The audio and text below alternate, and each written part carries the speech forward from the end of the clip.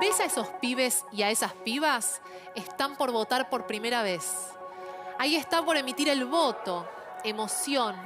Detené la imagen. Ese sobre, aunque no lo creas, tiene más de 100 años de historia. Vamos a empezar a contar desde acá. Escuchen, vean qué pasaba en este país, en Argentina, a principios del siglo XX. Es día de elecciones. Toda la maquinaria del fraude se pone en marcha. El caudillo político de la zona se hace presente y pide a los trabajadores sus papeles. Es necesario que todos estén habilitados en el padrón. Verificada la información, el caudillo lleva a los ciudadanos hacia el lugar de votación.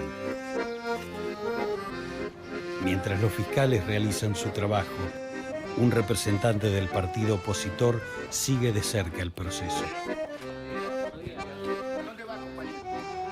El caudillo, respaldado por los votantes, no duda en amenazar directamente al opositor.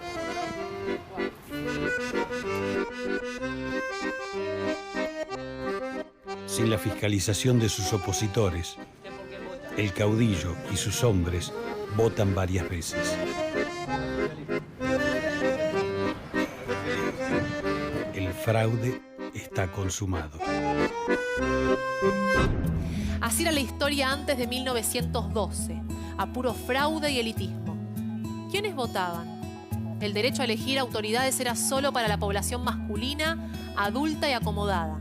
A los varones asalariados, los peones que muchas veces lo hacían obligados por sus patrones, ¿te imaginás la libertad que tenían para elegir los candidatos?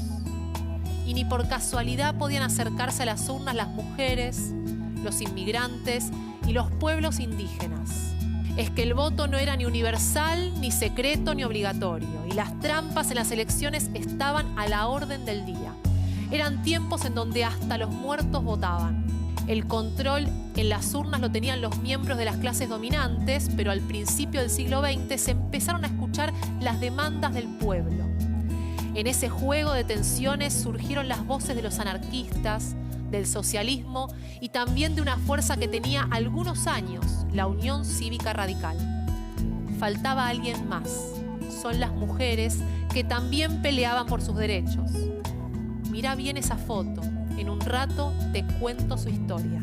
En ese tablero con fichas contrapuestas, el presidente conservador Roque Sáenz Peña avanzó 10 casilleros. La presión política y social generaron las condiciones para esta iniciativa. El 11 de agosto de 1911 envió al Congreso un proyecto de ley. Los legisladores recibieron una papa que les quemaba. Tenían que discutir la sanción de la ley del voto universal, secreto y obligatorio. Imagínate las discusiones y discursos. Los conservadores se resistían a casi todo. Ya les caía bastante mal ese tema de la inclusión del pueblo, pero además la ley de Sáenz Peña tomaba en cuenta la representación de las minorías. El poder de las urnas se les iba de las manos.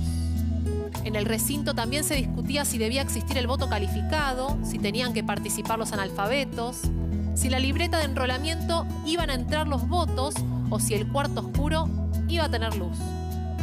¿O no? Y no es un chiste. Así estaban las cosas en el Congreso de la Nación y pese a que la pelea fue dura, la ley finalmente se aprobó en diputados. Momento. Se aprobó el voto universal y secreto y se le quitó su carácter obligatorio que se volvió a agregar en senadores. La norma se promulga finalmente en febrero de 1912. Es la ley 8.871, pero se la conoce como la ley Sáenz Peña. Había que esperar unos años para aprobarla y ver cómo funcionaba. Final de la película. En 1916, Hipólito Yrigoyen ganó las elecciones y se convirtió en el primer presidente de los argentinos elegido por el voto universal, secreto y obligatorio. El de los varones, claro.